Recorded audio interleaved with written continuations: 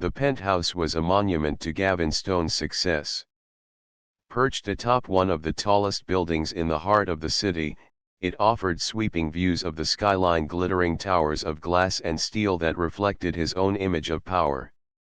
A self-made billionaire in the tech world, Gavin was the king of this concrete jungle, a world where money, power, and influence reigned supreme. The floors of his penthouse gleamed with white marble. The walls, a mix of modern art and luxurious neutrals, conveyed his taste: sleek, polished, and untouchable.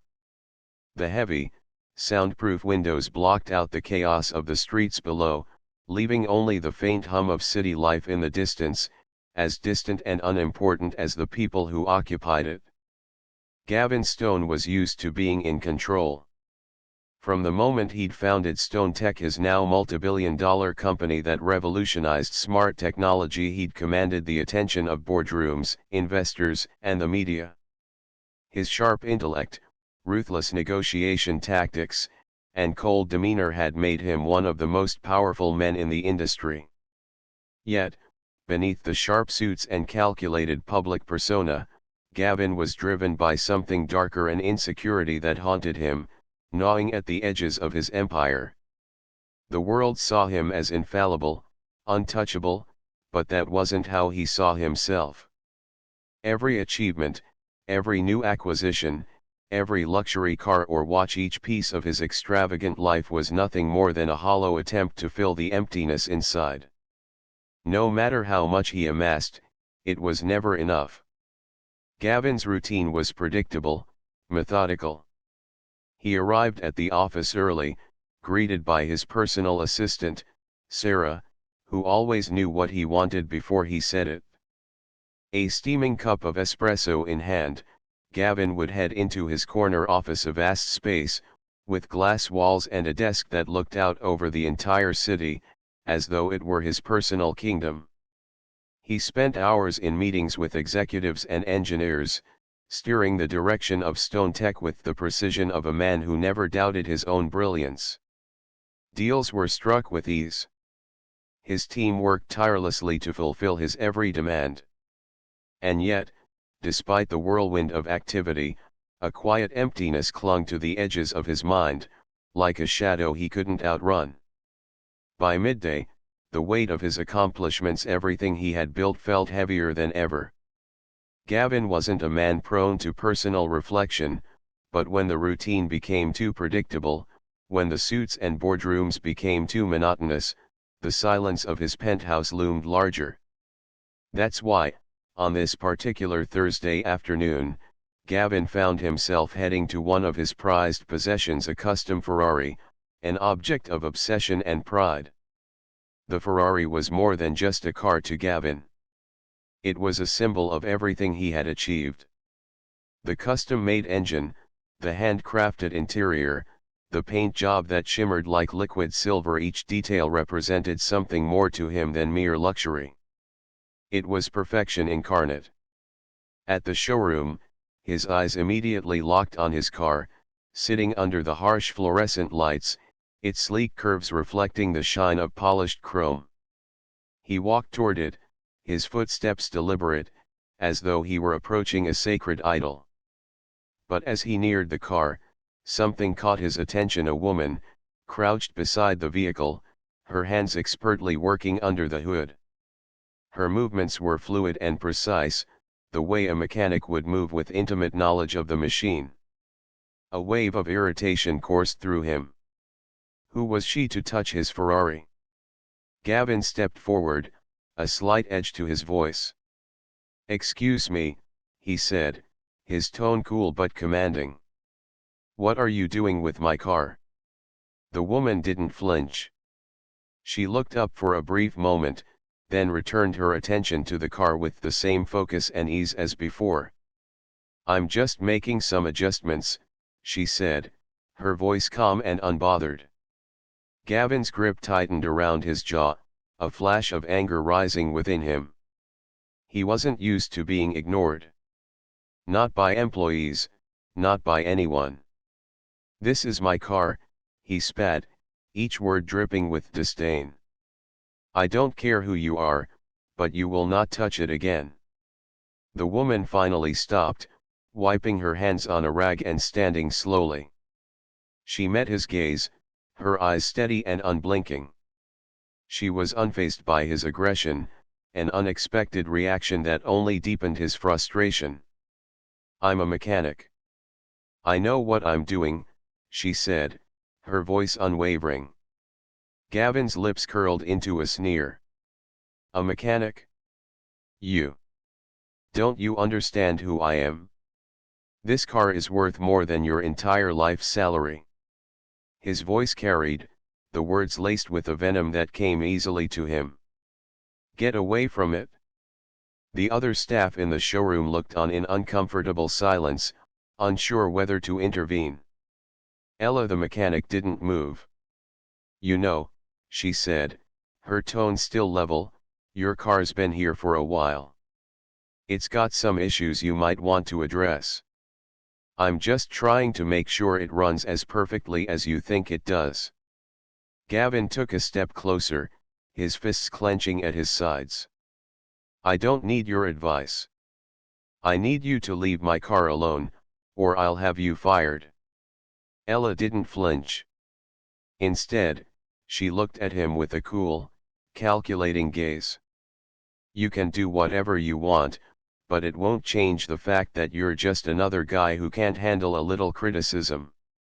Her words hung in the air for a moment, cutting through his anger like a knife. And maybe you should focus on fixing your own problems before you try to control everyone else's. A tense silence followed. Gavin stood there, seething, his pulse quickening. How dare she speak to him like that? But then, as quickly as it had begun, the moment ended. Gavin's mind whirred, calculating the next move. He opened his mouth, ready to unleash another round of fury, but something stopped him, an unfamiliar unease creeping into his gut. He turned on his heel and stormed out of the showroom without another word, feeling his control slip for the first time in years. As he stepped into the elevator and the doors closed behind him, Gavin leaned back against the polished metal walls. The anger simmered, but there was something else beneath it, something more unsettling. A ripple in the certainty he had always taken for granted. Who was she to speak to him that way? But more than that, why did it bother him so much? David Stone, the king of the concrete jungle, had just met someone who didn't fear his power. Someone who made him feel small. And that feeling, that gnawing uncertainty, would change everything. The garage smelled of oil, rubber, and the sharp scent of metal, a familiar fragrance that calmed Ella in ways nothing else could. She stood before the Ferrari, her hands steady as she removed the engine cover, revealing the polished machinery beneath. It wasn't just any luxury car, it was Gavin's car, the one he'd purchased with the money his family had built, a gleaming symbol of his wealth and ego. The car that he'd placed in her care after mocking her ability to work on it. But Ella didn't care about the car. She didn't care about the title. All she cared about was the engine, its rhythm, its beat. Fixing things, creating order out of chaos, that was her world. Her fingers traced over the delicate components, each piece meticulously crafted, each screw in its rightful place. She could hear Gavin's voice in her head again, the sharp edge of his words slicing through her like they had earlier that morning. You sure you know what you're doing? This isn't just any car. The sting was still there, though she'd shoved it down, buried it under years of having to prove herself to people like him. She knew the world didn't expect much from a woman in a mechanic's overalls, and even less from someone like her, whose hands were more comfortable with grease than social niceties. It was the way things had always been. Ella was used to being underestimated. But what she wasn't used to, what she wasn't willing to tolerate any longer, was letting people like Gavin walk over her. Not anymore. She wiped her hands on a rag and leaned closer to the engine, her brow furrowing. The car was purring softly, but there was something off. A misfire in the cylinders? A spark plug shorting out? No, this was different. The engine had a deeper issue, one that wasn't immediately visible. Her years of experience told her it was something no one would suspect. As she ran her fingers along the engine block, her mind raced. This wasn't just a minor flaw, it was a major one. Gavin wouldn't know it. Hell, half the people who bought Ferraris wouldn't even think to look under the hood unless it was a cosmetic issue. But Ella could see it, could feel it deep in the engine's pulse. This was a flaw in the system, something that, if left unchecked, would cause catastrophic damage down the road. It needs to be fixed. Now. She paused, a sudden sense of resolve sweeping over her. There was no way she could let Gavin know, anyone drive away from here with a problem that big hanging over them. But it wasn't just about the car. It wasn't even about doing her job. This was about something else, something bigger. She wanted to prove to herself, and to him, that she wasn't the kind of woman who would just take someone's disdain and keep quiet about it. Gavin would know she wasn't just a mechanic. She wasn't just some woman to be talked down to, underestimated, or belittled. Ella grabbed her tools and set to work. Meanwhile, across town, Gavin was stewing in his sleek glass office, staring out at the city's skyline. The polished world he inhabited, full of expensive suits, meetings with power brokers, and lavish lunches, felt somehow hollow. He should have been content.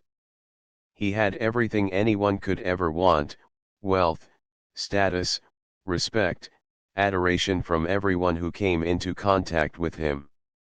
His life was perfect on the surface. But something was missing. He ran his fingers through his hair, his thoughts tangled. He'd spent years building the empire his father had handed down to him, acquiring the right cars, the right people, the right things to make him feel like he belonged in a world where power was the only currency. Yet, lately, it had all felt unimportant. It wasn't just the Ferrari. That was the least of it. He had a dozen other cars, most of them more expensive, more exotic than that one, but something about it felt different. Something about the way Ella had spoken to him, not with fear, not with awe, had unsettled him. She'd looked at him like she didn't care about his money, his title, or his family's legacy. She'd looked at him like he was just another person, and that had stung more than any insult. Gavin's world was one where everyone was supposed to fawn over him. The more people praised him, the more hollow he felt. It had started as a small nagging thought, but now it was a weight he couldn't shake. He wasn't sure what was wrong, but he felt it, the emptiness. There was something beneath the surface that he couldn't quite grasp. Was it the constant yes man? The endless string of parties and dinners with people who only liked him for what he could give them? Or was it the lack of genuine connection with anyone, including the people who worked for him? The thought gnawed at him. Back in the garage, Ella had found the flaw in Gavin's Ferrari: a crack in the timing belt that, if ignored, could cause the engine to seize up entirely. It wasn't something a simple tune-up or oil change could fix. This was serious. She tightened the bolts carefully, making sure everything was set to the right torque. She moved with a confidence that was second nature, her body gliding from one task to the next. The clanging of tools, the hum of the engine, it all felt right. She felt in control. For once, in this world that often seemed determined to keep her in the background, she was the one who held the power. And as she worked, a thought began to form. Gavin had underestimated her, but it wasn't just his dismissal that bothered her. It was the way he assumed everything came easily to him, the way he treated people like her as if they were beneath him. but no one could stay on top forever. And as much as she hated to admit it, part of her wanted him to understand what it felt like to be overlooked, to be ignored. Maybe she could help him find the thing he was missing, or maybe she could just show him how much he needed her in the first place. It was late when Gavin finally arrived at the garage, his sleek black car pulling up with the unmistakable hum of a man who owned the world. He stepped out of the car, adjusting his suit, as if this was just another stop in his daily grind. He didn't expect much from Ella, just a quick update on the car, probably a dismissive "it's fine now," and a handover of the keys. What he didn't expect was Ella's calm voice calling from the workbench, her tone steady but sharp. "Gavin, come over here," she said. He approached, the uncertainty that had been quietly brewing in him swirling beneath the surface. Ella was standing in front of the Ferrari, the engine now gleaming, all its flaws fixed. "There's something you should know," she said. He raised an eyebrow. "What's this about?" Ella stepped aside, revealing the car's open hood, exposing the engine. She pointed to the timing belt. "This crack. If you'd kept driving it without fixing it, the engine would have seized up. No way it would have made it past another few hundred miles. And then, well, you'd be looking at a lot more than a repair bill." Gavin looked at the engine, then back at her, confused. "Why didn't you just fix it without saying anything?" "Because you wouldn't have known to ask. You're too busy being you to realize that something as small as this can be the difference between keeping your toys running and watching them fall apart." Ella's words hung in the air. She wasn't shouting. She wasn't angry. But there was a certain satisfaction in the quiet intensity of her voice.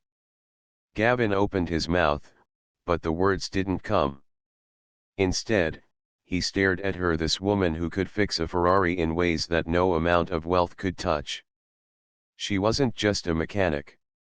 She was someone who had built herself from the ground up, someone who was unapologetically herself in a world that tried to make her feel invisible. And as he stood there, looking at the car she had just saved, Gavin realized something. Maybe the thing he was missing wasn't money. It wasn't status or the hollow praise of others. It was respect.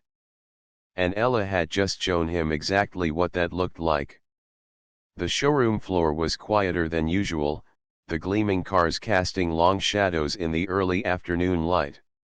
Gavin's office was on the far side of the building, tucked behind a set of frosted glass doors. Ella knew the layout well, every corner, every hallway, every sound. She'd worked here for years, long enough to understand the subtle rhythms of the place, and long enough to understand Gavin's habits. Today, though, there was something else on her mind. It wasn't just the showroom, or the cars, or the endless customer calls she answered with mechanical precision. It was that Ferrari. Gavin's beloved Ferrari 488 GTB, the one he treated like a prized possession, the one he flaunted with so much pride. It had been gathering dust in the corner of the showroom for weeks, its engine sputtering and its paint starting to show signs of wear. For all the attention he gave his toys, he had neglected this one. Ella knew the car better than anyone. She had grown up around engines, tinkering with them, learning the fine balance between art and mechanics. There was something almost sacred about fixing an engine, about bringing a broken machine back to life. But it wasn't just the Ferrari's failing engine that had drawn her attention. It was the quiet dissatisfaction in Gavin's eyes when he thought no one was looking. Ella had spent years watching him, observing his ego and his temper, understanding that beneath his polished exterior, something was slowly unraveling. Today, she had decided to fix the Ferrari. Not for him, but for herself. With the showroom practically empty, She moved swiftly and silently through the back door, her sneakers barely making a sound against the cold concrete floor of the garage. The Ferrari sat in the far corner, its sleek curves masked by the dull layer of dust. She felt the familiar surge of purpose. This was where she belonged. The keys were easy to find, tucked in the drawer beneath the counter. She didn't hesitate. Ella had worked on this car before, tweaking its systems here and there during slow hours. But today was different. Today, she would do everything: replace the spark plugs, clean the fuel injectors, adjust the suspension, everything Gavin had ignored over the past year. She had no idea how long she'd be able to work without him noticing. He had his meetings, his power lunches, and his constant distractions with other parts of the business. But the clock was ticking. She didn't have much time. As she opened the hood and began pulling tools from her bag, a quiet confidence settled over her. This was something she could control. She could fix this. Gavin's growing curiosity. It wasn't long before Gavin noticed. At first, it was subtle, a slight shift in the way the Ferrari responded when he drove it. The engine purred smoother than it had in months, the acceleration crisper, the steering more responsive. He shrugged it off. Maybe he hadn't driven it in a while. Maybe it was just his imagination. But then the change became undeniable. The car ran like new, and Gavin was forced to admit that something was off. The Ferrari had been on the brink of being a money pit for months, yet now, it felt like it had been meticulously restored. It gnawed at him. He spent the next few days carefully driving the car around, testing its limits in the parking lot. The difference was unmistakable. Someone had put in the effort, someone had given it the attention it deserved.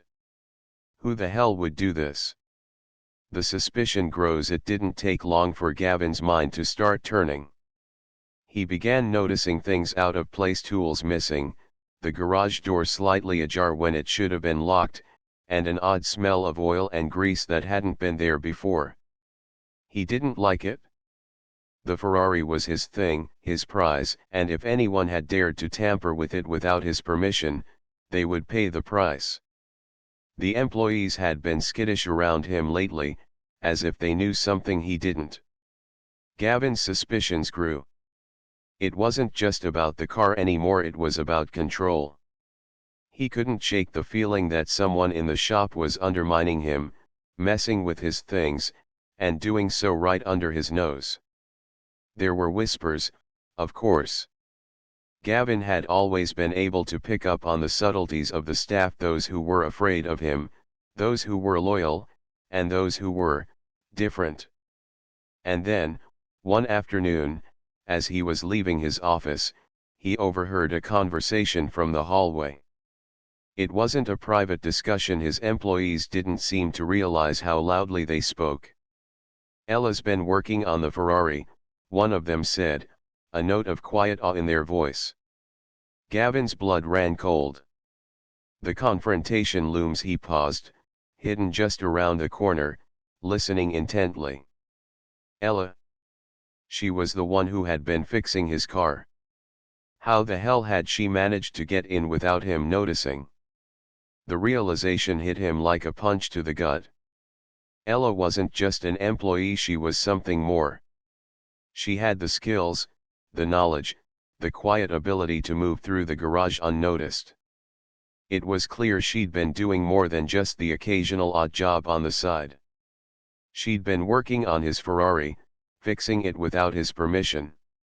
A wave of anger surged through him, but it was quickly followed by confusion. Ella was unpredictable, enigmatic. She had been quiet about her expertise, always blending into the background, but she was also sharp. Too sharp. Gavin had always kept her in her place, but now she was pulling the strings without him even realizing. His mind raced. He could confront her, demand answers, but that would give her the upper hand. He wasn't sure he could afford to lose control of this situation. Not when so much was on the line. As the day wore on, Gavin couldn't shake the feeling that something bigger was at play. Ella's quiet rebellion wasn't just about the car. It was a challenge, a test of his authority, of his grip on everything he had built. He had underestimated her. And now, he was determined to find out just how far she was willing to go. The decision to confront. The next morning, Gavin stood in front of the Ferrari, his fingers brushing against the flawless surface. It looked perfect, too perfect. He was beyond frustrated now. His curiosity and anger collided into something sharper, something more dangerous. He was going to confront her.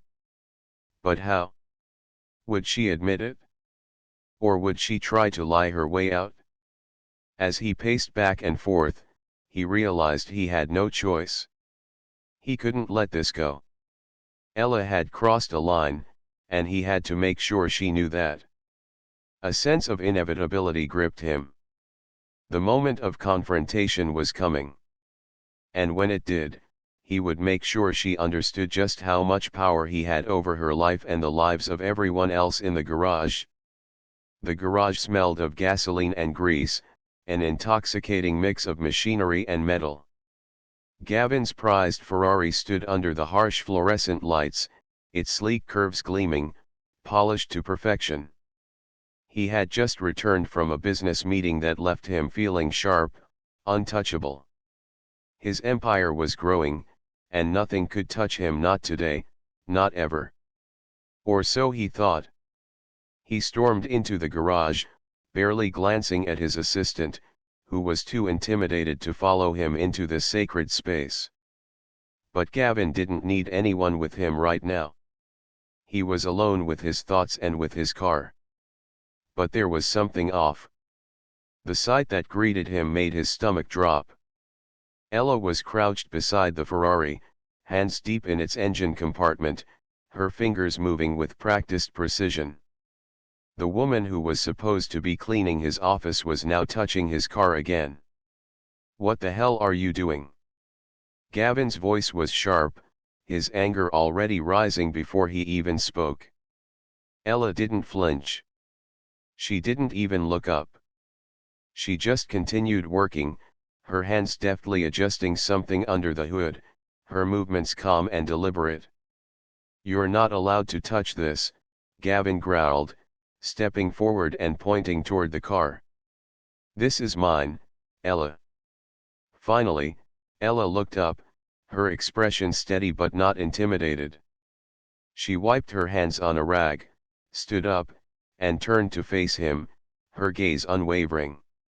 "I'm fixing it," she said, as if that explained everything. "Fixing it?" Gavin spat, his face reddening. "You have no idea what you're doing." Ella took a slow breath, then stepped back toward the car, gesturing toward the parts she had already replaced. "I'm not just fixing it, Gavin.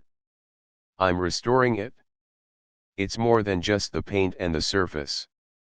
I found a few issues with the suspension that needed attention. The gearbox was starting to wear down, and the engine was misfiring. You've had this car for months, and I bet you didn't even know." Gavin's jaw tightened.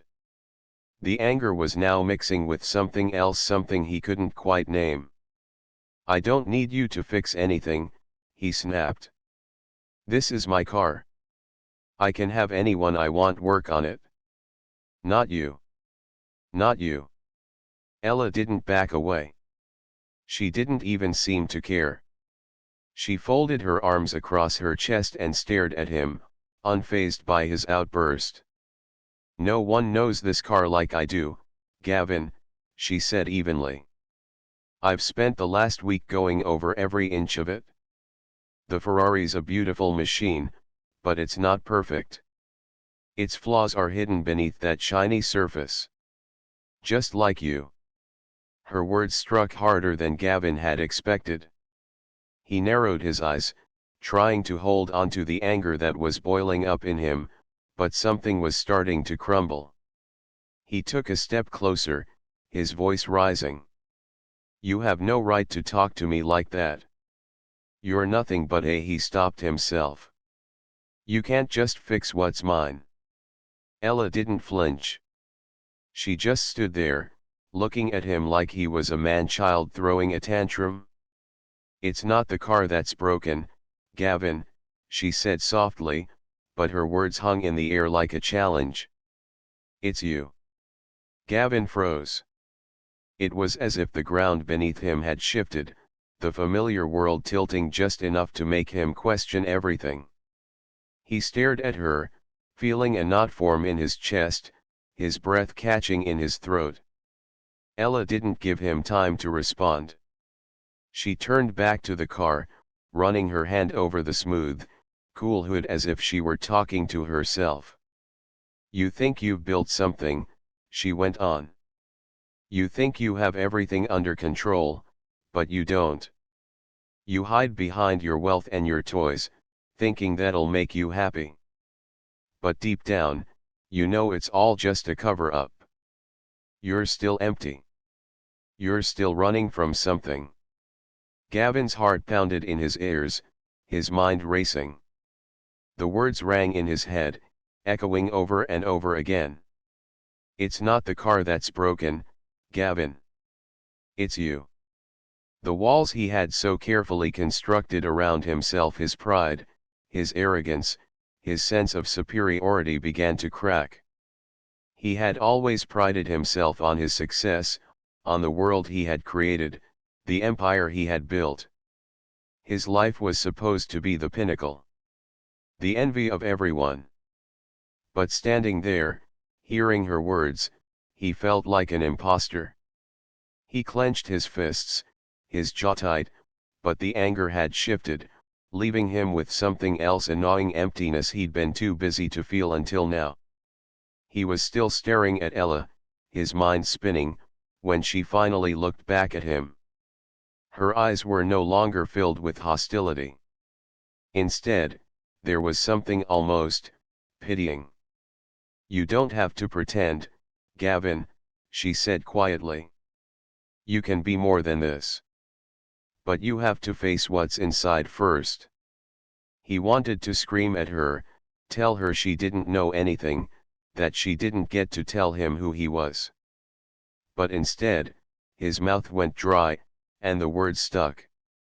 Ella turned back to the Ferrari, working with deliberate care, not acknowledging him anymore. The silence stretched between them, heavy with what was unsaid. Gavin took a step back, his mind still racing, his heart pounding in his chest. He had expected this confrontation to go differently. He'd thought he would yell, maybe scare her off, remind her of who he was. But now, he was the one feeling exposed. "Get out of my garage," he finally spat, the words bitter on his tongue. Ella didn't respond at first, but then, she looked up, her expression cool and composed. "I'll finish up here. You've got a meeting to get to, don't you?" Gavin stood there for a moment longer, torn between his fury and something deeper, something he couldn't name. But finally, he turned and walked out, the door slamming behind him with a finality that seemed to echo in his chest. As he made his way through the hallway, his thoughts kept circling back to her words. "It's not the car that's broken, Gavin. It's you." What the hell did that even mean? Later that night, long after the confrontation had ended, Gavin sat in his penthouse apartment, his expensive whiskey untouched in front of him. His mind buzzed, replaying Ella's words over and over. She was right. He'd spent years climbing, accumulating, and acquiring all to prove something to the world, to show that he was untouchable, that he was better than everyone else. But now, for the first time, he wasn't so sure anymore. The emptiness he'd pushed aside for so long was impossible to ignore. His wealth, his car, his brand, all of it felt hollow. The words "it's you" hung in the air like a weight. Gavin stood, pacing the room, the last of his anger fading, replaced by a quiet, gnawing discomfort. For the first time in a long time, he felt lost. He was no longer the man he thought he was. And for the first time in a long time, he wasn't sure who that man was supposed to be. Gavin stood before the mirror in his penthouse bathroom, his reflection staring back at him with a cool detachment. He had been doing this for days, staring, wondering, questioning. The man looking back at him was not the man he thought he was. It had started with Ella's words. That single, cutting observation, "You don't know what real work is." The phrase had echoed in his head since the moment she'd said it, repeating itself like a drum beat he couldn't drown out. She was right, and it gnawed at him relentlessly. He had spent years building his empire, climbing the ladder of success with laser focus. But now, standing here in his designer clothes, in the heart of a penthouse that was more of a trophy than a home, he felt nothing but emptiness. His material wealth, the success he had worked tirelessly for, all of it seemed hollow. He had bought cars, properties, gadgets, and experiences, things that had promised to fill the space within him, but now, in the quiet after the chaos, it felt like he had only been stuffing himself with distractions. Gavin had never been one to reflect much. His life had always been about the next deal, the next milestone, the next win. But for the first time in his life, he wasn't looking ahead. He was looking back. And what he saw made him uneasy. The people he had been closest to before the rise, his old friends, his mentors, his employees, they all knew a different Gavin. The Gavin before the wealth, before the ambition turned obsession, before he'd let the corporate game consume him. What had happened to him?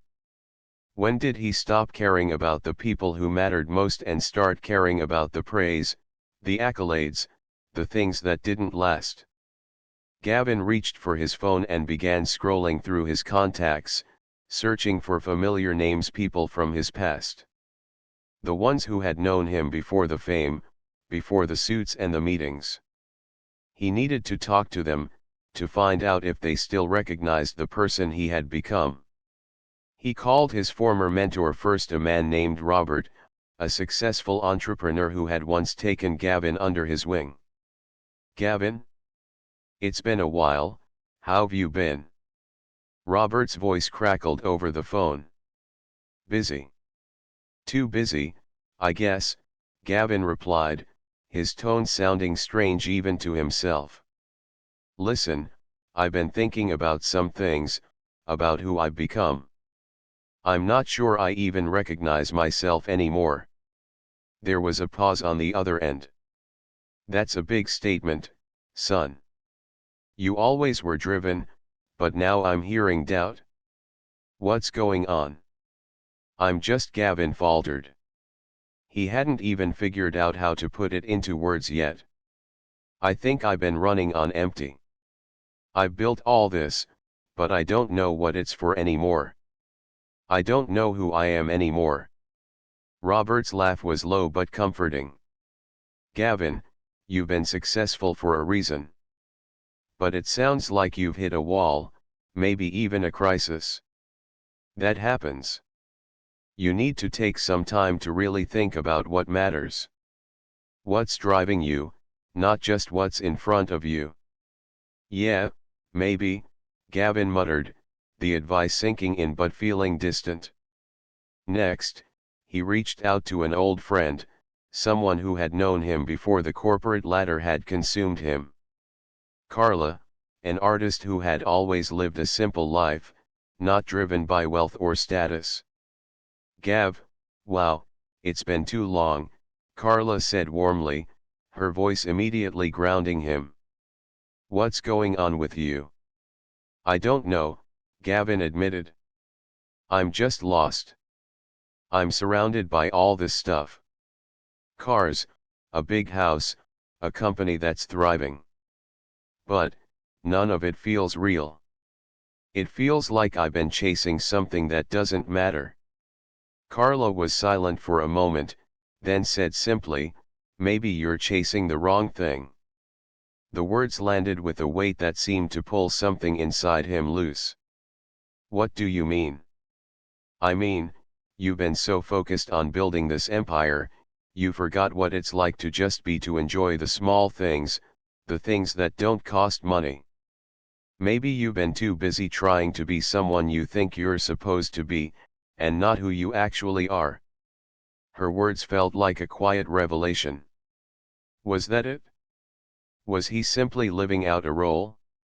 And if so, who had written the script? Gavin spent the next few days meeting with more people from his past, listening to their perspectives, reflecting on his own. But as much as he searched for answers, the emptiness remained. The weight of his material success was too much to ignore, but the absence of something deeper, something meaningful, was suffocating him. Ella's words kept creeping back into his mind. "You don't know what real work is." It wasn't just about work. It was about how he had lived his life, how he had been so obsessed with being on top, so focused on the game, that he had forgotten what it was to truly live. He thought about her, her quiet strength, the pride she took in fixing things, in making things better with her own two hands. It wasn't about recognition or accolades, it was about doing something right, regardless of who noticed. It was a lesson he had missed for so long. While Gavin grappled with these thoughts, Ella went on with her life. The garage was her sanctuary. The scent of oil, metal, and gasoline had become second nature to her. She didn't know the impact she had made on Gavin. To her, fixing cars was simply her craft, her skill, her pride. She had no intention of being anyone's inspiration. She just worked. But in her quiet, unassuming way, she was doing what Gavin hadn't been able to do for years. She was living authentically. Ella had no idea that every time she fixed another car, each time she spoke with that unwavering confidence and unpretentious determination, she was changing the course of someone's life. Gavin, however, was starting to see things in a new light. The man he had been, the man he had become, no longer fit who he wanted to be.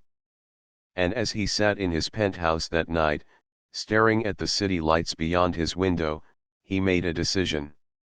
He would visit her, the woman who had unknowingly cracked open his carefully constructed world. He would go to her garage, not just to fix what was broken in his car, but to fix what was broken in him. The battle of egos, the one that had defined his life for so long, was over. This was no longer about business, success, or maintaining his reputation. This was about something much deeper. His journey had shifted from one of external conquest to internal growth. It was time to find out who he really was. It was time to seek guidance from the one person who seemed to live without the distractions of wealth, fame, or titles. He needed to learn from Ella, because if there was one thing he knew for sure, it was that he couldn't fix himself alone. The deeper struggle. Gavin sat in his penthouse apartment, the city lights twinkling below him like 1,000 tiny stars, each one a reflection of his success. The spacious, sleek apartment had always felt like a sanctuary, a place where he could retreat from the world and its demands. Yet tonight, it felt cold and distant, as though the walls were pressing in. He thought of Ella, the waitress he'd met at the coffee shop weeks ago. At the time, her life seemed so simple, so grounded, a stark contrast to the relentless swirl of his own existence. He'd admired her ability to be both kind and unpretentious, traits that seemed foreign in his world of